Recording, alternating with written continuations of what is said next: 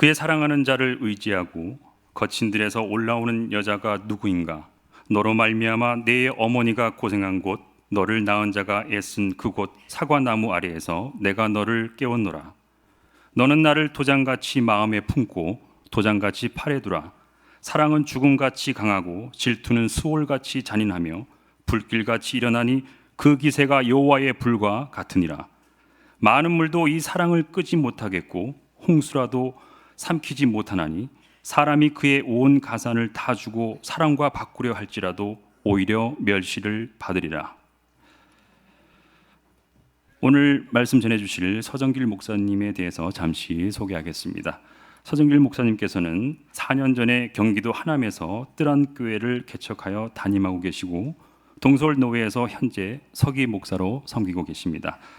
이제 서정길 목사님께서 나오셔서 무엇과도 바꿀 수 없는 사랑이라는 제목으로 말씀 나눠주시겠습니다.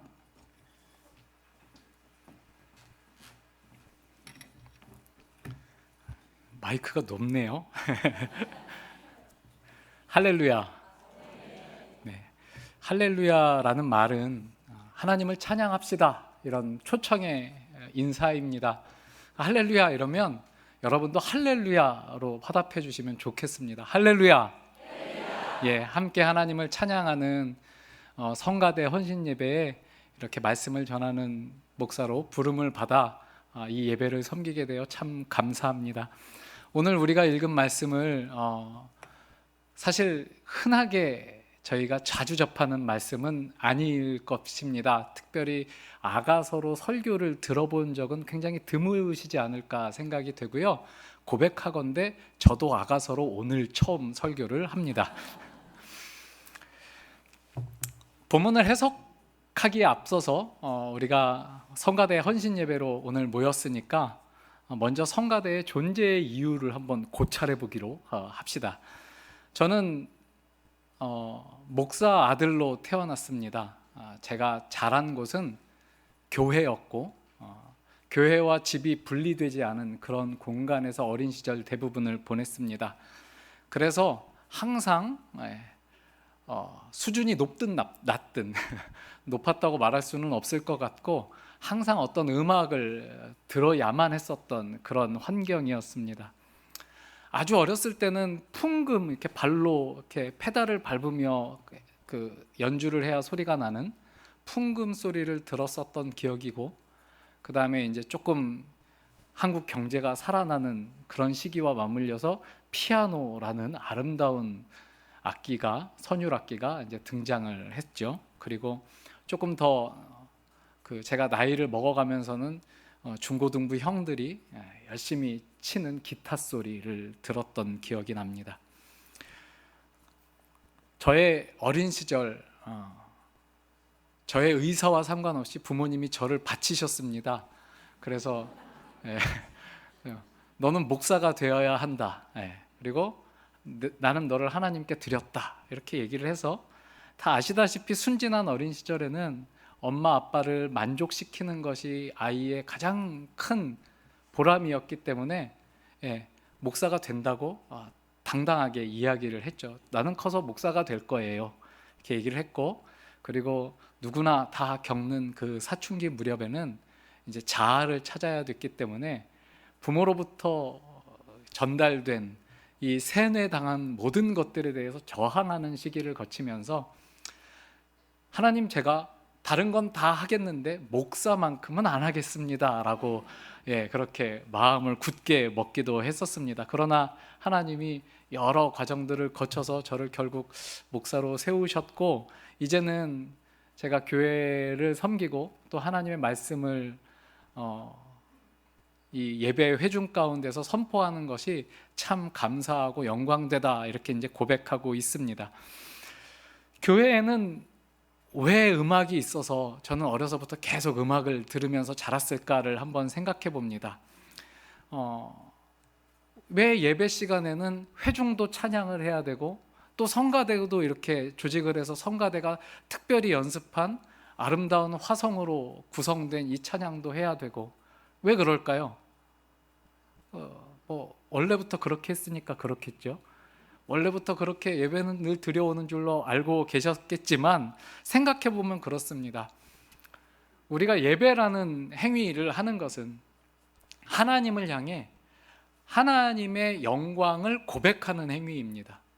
하나님은 우리의 찬양과 경배를 받으시기에 합당하신 분입니다 하고 고백하는 것이 이제 예배인데, 그래서 영어로 예배라는 단어를 보면 worship이죠. worship. 어디서 나왔냐 하면 worth라는 단어에서 나왔습니다. 가치를 뜻하는 worth에서 나온 거죠.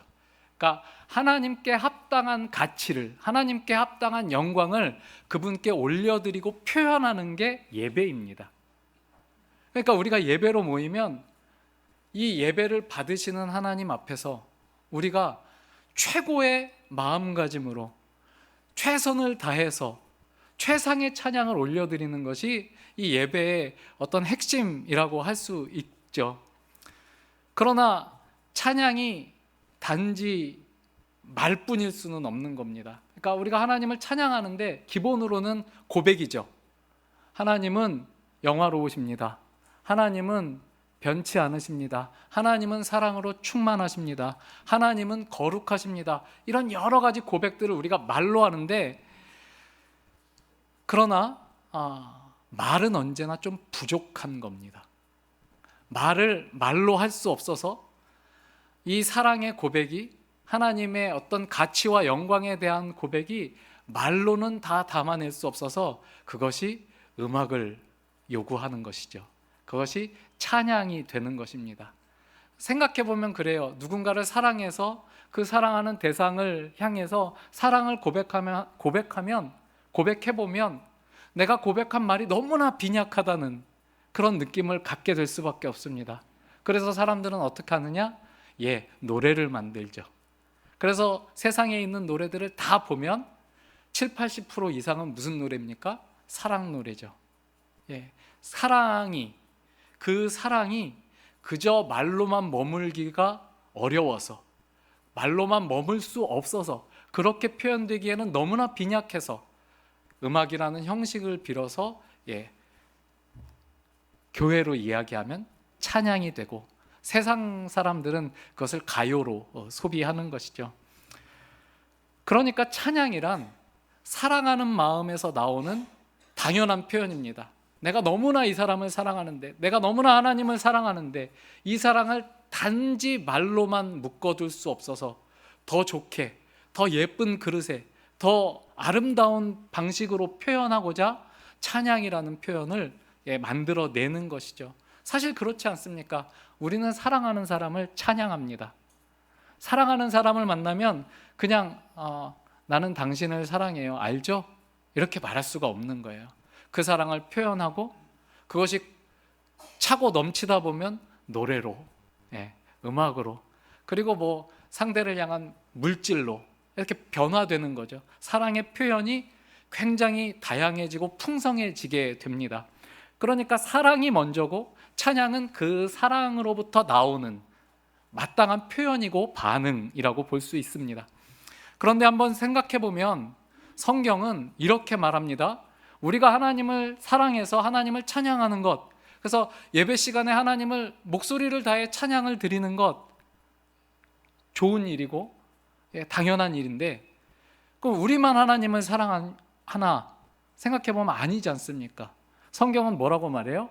너희가 하나님을 사랑하기 이전에 하나님이 먼저 너희를 사랑하셨다 그러잖아요. 그러면 아까 사랑에서 찬양이 나오는 거고, 사랑은 당연히 찬양으로 이어진다라고 한다면 하나님의 사랑도 우리를 향한 찬양으로 나올까요? 애매하죠. 긴장이 확 되시죠? 하나님이 나를 찬양하신다고? 그럴 수가 있나? 이런 생각이 드시죠? 그렇지만 우리를 사랑하시는 하나님도 우리를 찬양한다고 말하는 데에는 성경이 전혀 태클을 걸지 않습니다. 오히려 성경을 보면 하나님이 인간을 찬미하시는 부분들을 많이 볼 수가 있습니다. 에베소서 1장 11절과 12절 말씀을 다 이제 외우시지는 못해도 제가 읽어드리면 그 말씀 하고 아실 겁니다. 모든 일을 그의 뜻대로 그의 뜻의 결정대로 일하시는 이의 계획을 따라 우리가 예정을 입어 그 안에서 기업이 되었으니 이는 우리가 그리스도 안에서 전부터 바라던 그의 영광에 찬송이 되게 하려 하심이라. 네. 하나님이 전부터 열망하던, 창세 전부터 그리스도 안에서 우리를 향한 목적으로 가지고 계셨던 바가 무엇이냐면 우리를 하나님의 영광에 찬송이 되게 하는 그런 마음을 가지셨다. 성경이 열어서 보여주고 있죠. 이게 하나님이 인간을 창조하시기 전부터 인간에게 부여하신 영광이고 인간을 향해 가지신 사랑이고 그것이 찬송으로 터져 나오는 것을 하나님도 목적하셨다라고 그렇게 기록하고 있는 거죠. 그거는 하나님이 나중에 예수님을 통해서 우리의 어떤 가치를 새롭게 규명해 주셔서 그런 말씀이 나온 것이지 사실 그렇게 일반화시킬 수 있는 이야기는 아닌 것 같아요 라는 생각이 드실 것 같아서 저는 성경의 가장 첫 장을 좀 여러분들께 생각해 보라고 권하고 싶습니다. 성경을 열어서 처음 첫 장을 열어보면 하나님이 세상을 창조하신 이야기가 나오죠. 이 하나님의 창조 기사를 다루고 있는 창세기 1장을 어떤 사람은 역사다라고 이야기를 하고 어떤 사람은 과학이다라고 이야기를 하고 또 어떤 사람은 아니야 그거 다 신화야라고 이야기도 합니다. 여러분 뭐 같습니까? 역사였으면 좋겠습니까? 과학이었으면 좋겠습니까?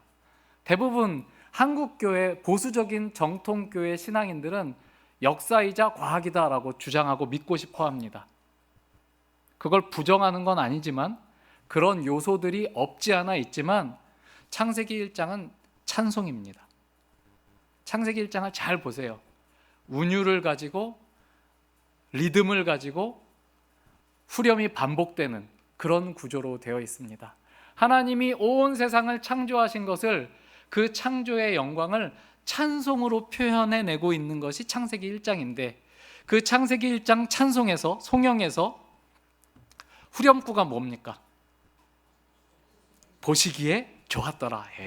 역시 우리 주재영 목사님이 저희 동기 목사님들 중에서는 가장 스마트하신 분이셔서 여러분들이 잘 배우신 것 같아요. 보시기에 좋았더라가 후렴입니다.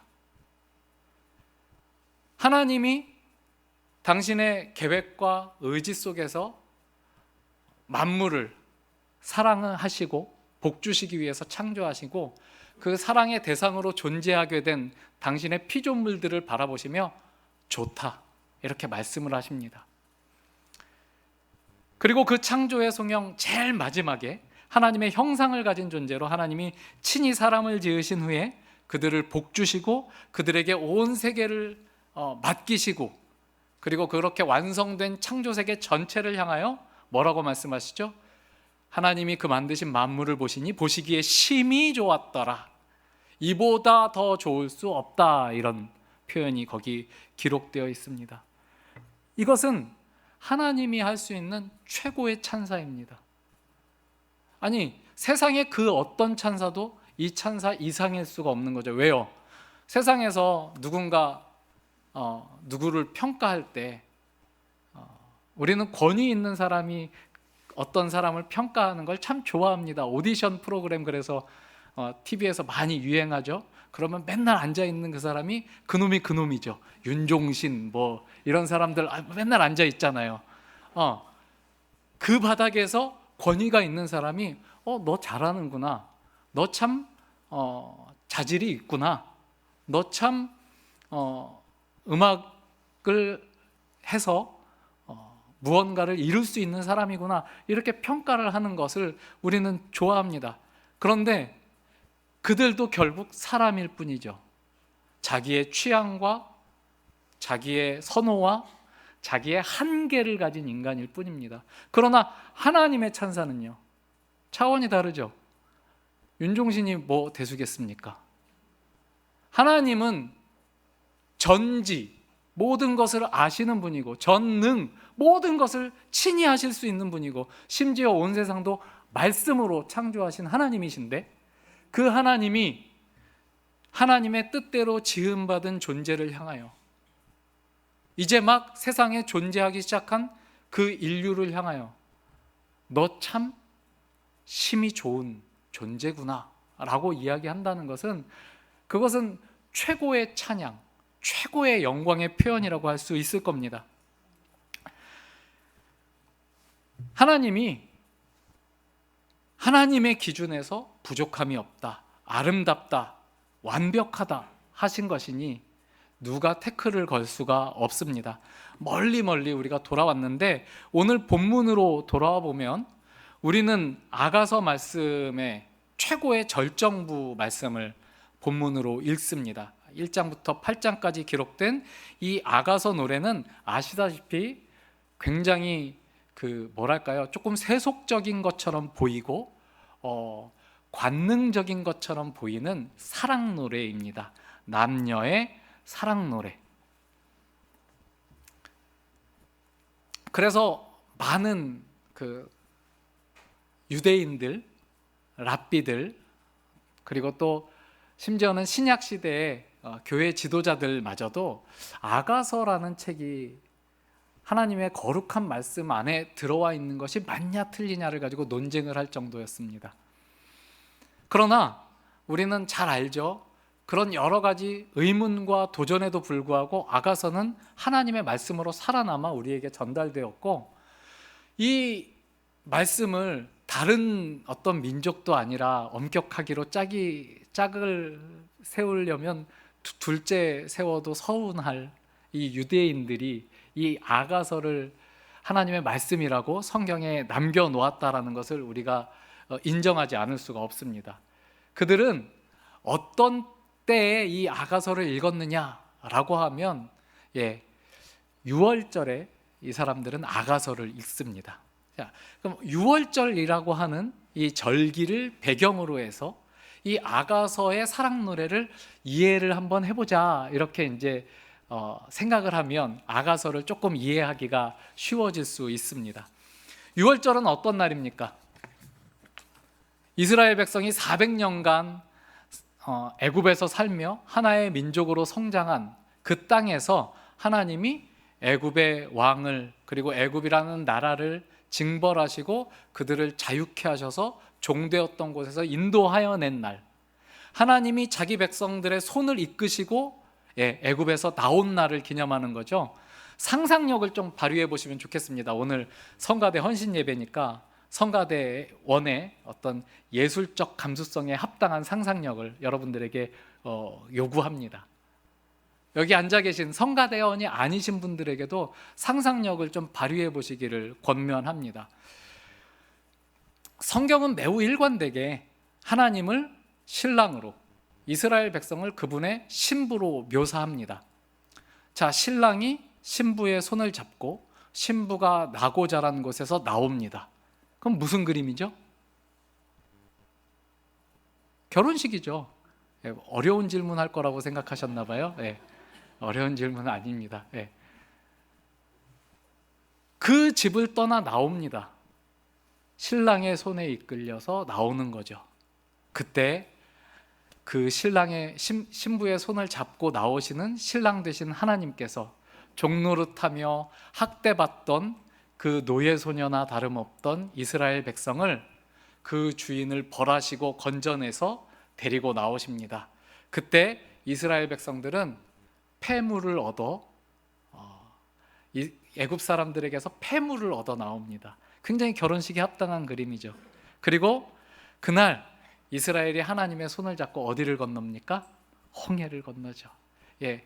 가끔 군인하고 결혼을 하시면 군대에서 결혼식 축하한답시고 칼 차고 나와서 이렇게 쫙 도열해 줍니다. 칼로 이렇게 터널을 만들어서 그 밑을 쫙 지나가죠.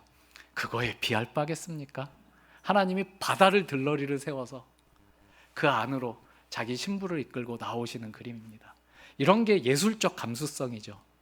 저는 성악을 전공해서 예술적 감수성이 조금 있는 편인데 여러분들도 좀 갖추시기를 바랍니다. 그리고 그 백성들을 이끌어 하나님이 시내 산으로 가셔서 거기서 그들과 언약을 맺으십니다. 이게 결혼의 이미지 아니면 뭐겠습니까? 하나님이 이스라엘 백성들을 데리고 나와 그들과 짝지으시는 거죠. 나는 너의 하나님이고 너희는 내 백성이다. 그래서 아가서는 6월절에 유대인들이 함께 낭독하며 하나님이 우리에게 보여주셨던 그 일관된 사랑, 집요한 사랑, 그리고 변치 않는 사랑을 상기하게 하는 말씀이 됩니다. 그 하나님의 배타적이고 헌신적인 사랑을 인간이 경험할 수 있는 최고의 사랑 이야기로 치환해서, 그 최고의 사랑 이야기로 빗대서 하나님과의 관계를 한번 생각해 보는 거죠. 그래서 아가서는 나쁘끄러운 고백들로 가득합니다. 연인이 서로에 대해서 찬사를 늘어놓는, 정말 손이 오글거리는 그런 이야기들로 가득해요. 내 입술이 달콤하고 꿀보다 더 달콤하고 너와 함께 있는 시간이 나에게는 비길 수 없는 시간이고 영원과도 같고, 그런 노래를 하는 거죠. 그리고 이 고백에는 기본적으로 뭐가 깔려 있냐면 배타성이 깔려 있습니다. 당신이 아니면 안 돼요.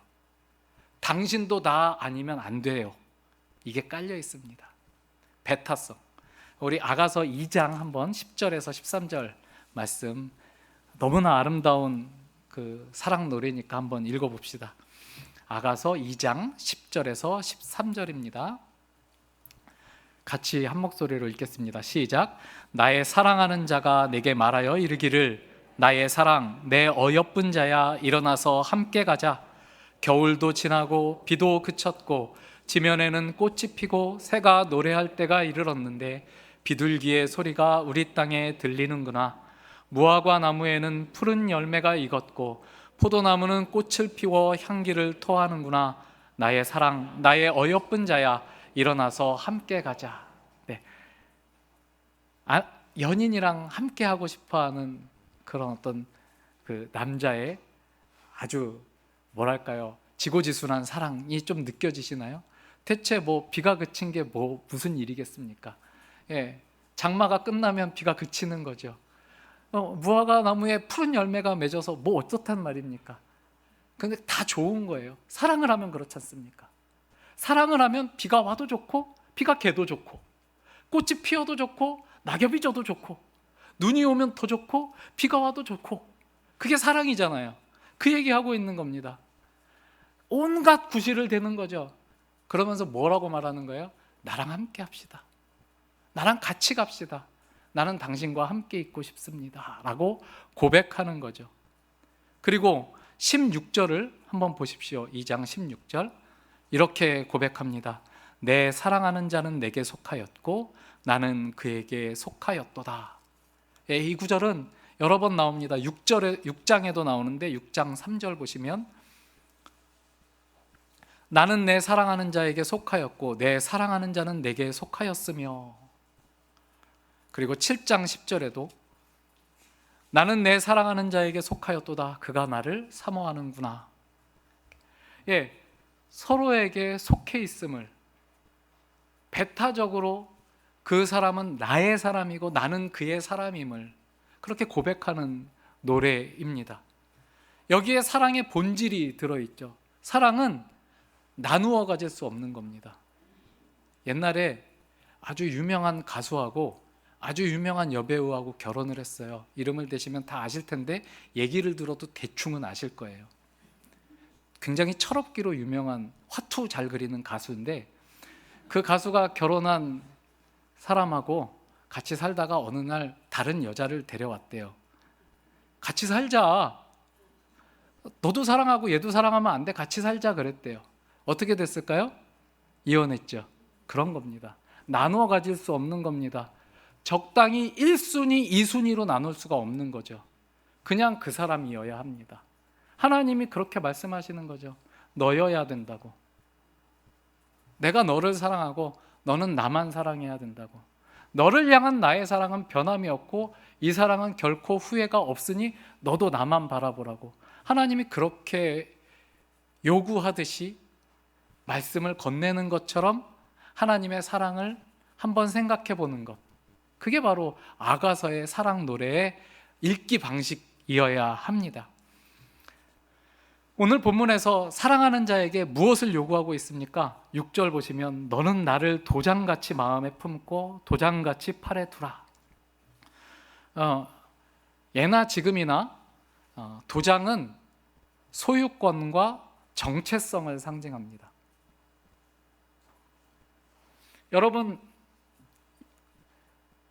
여러분이 아주 중요한 의사 결정을 하거나 재산을 처분하거나 뭐 그런 일을 할 때 여러분 본인이 있으면 좋겠지만 본인이 있을 수 없는 상황 속에서 뭘 가지고 일을 하죠? 인감 가지고 이러지. 인감 도장 있고 인감 증명 있으면 그 사람 없어도 됩니다. 그죠? 여러분 인감 도장 어디 있습니까? 차에서 막 굴러다닙니까? 거실 TV 서랍장에서 막 굴러다닙니까? 아니죠.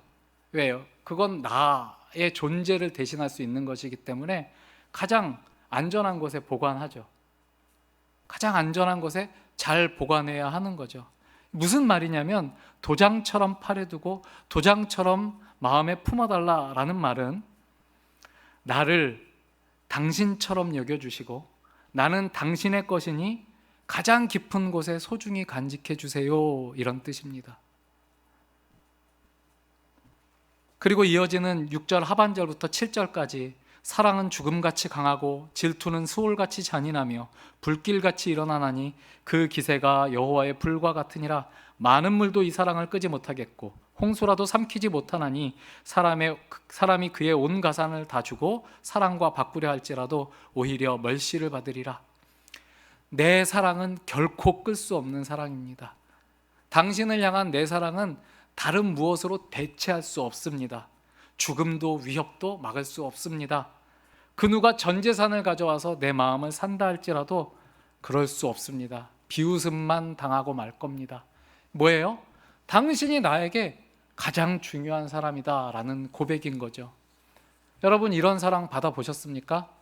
네, 다들 이제 부부로 앉아 계신 분들은 남자분들이 긴장을 좀 해야 되는 순간이죠. 어때요? 이런 고백 해보시거나 받아보시거나 한 기억이 있습니까? 그런 기억이 있다면 참 뭐랄까요? 좋은 경험, 그 결말이 어떻게 됐는지는 잘 모르겠지만 그것 자체로 굉장히 좋은 경험일 겁니다. 이런 사랑 받아보셨습니까? 라고 말하면 그래, 내가 그런 사랑을 받은 적이 있나? 내가 그런 사랑 받을 만큼 귀한 대접을 받아본 게 언젠가? 우리 엄마 아빠가 날 그렇게 사랑했나? 그런 생각이 들죠. 그러나 적어도 이 예배의 자리에 나와 있는 사람은 누구나 그 사랑을 입은 사람들입니다. 죽음에 이르기까지 사랑하는 사랑, 결코 가짜들에게 양보하지 않는 진실한 질투하는 사랑, 여호와의 불과 같아서 죽음과 위협조차 끌 수 없는 사랑, 실제로 사탄에게 세상의 온 부귀와 영화를 제한받았으면서도 그것을 가볍게 비웃고 물리치셨던 분의 사랑을 우리가 받았잖아요. 그 사랑이 우리를 예배의 자리로 부르는 겁니다. 그 사랑이 우리를 너는 나의 사랑하는 자다, 너는 나에게 속하였고 나는 너에게 속하였다라고 말합니다. 이 사랑을 나는 그 누구와도 나눌 수 없다. 너도 다른 무엇과 나를 향한 이 사랑을 나누지 말아라 라고 요구하고 있는 거죠.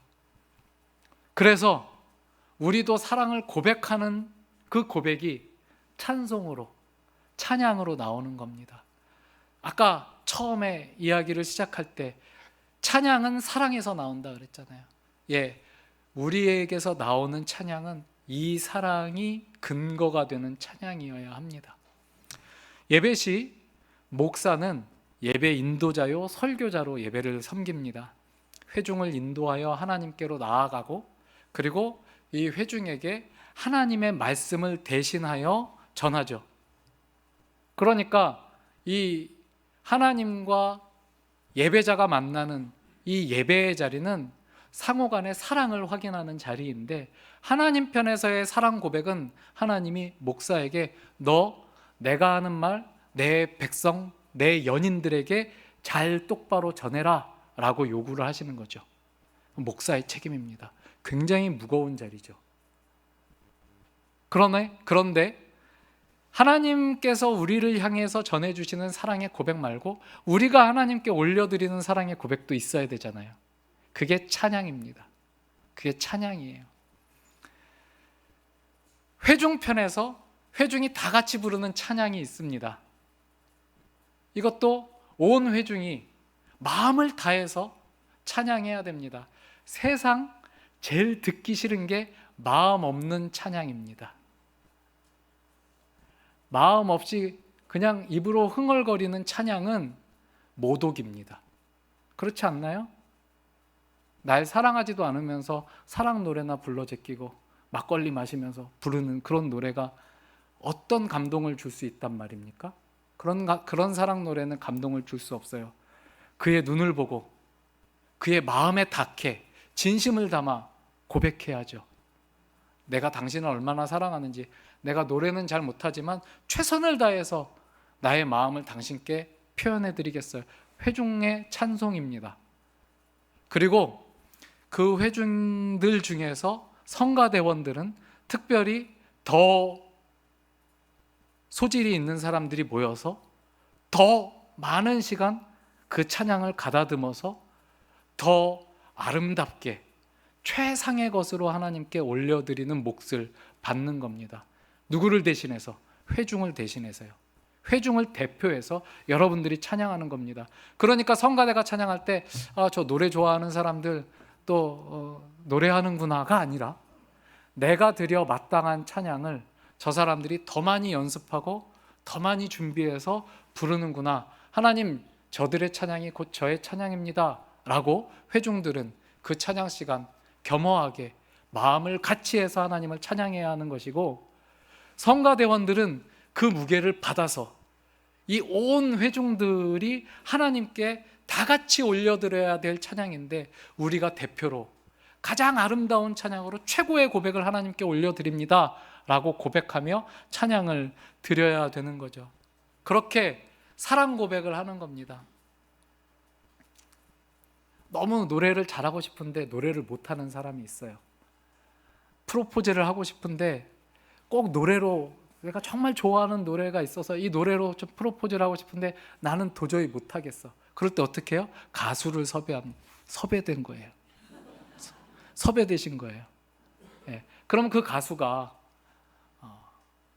그 사람의 마음을 받아서 그 사람의 마음이 그 연인에게 닿게 그렇게 찬양해야 되는 거죠.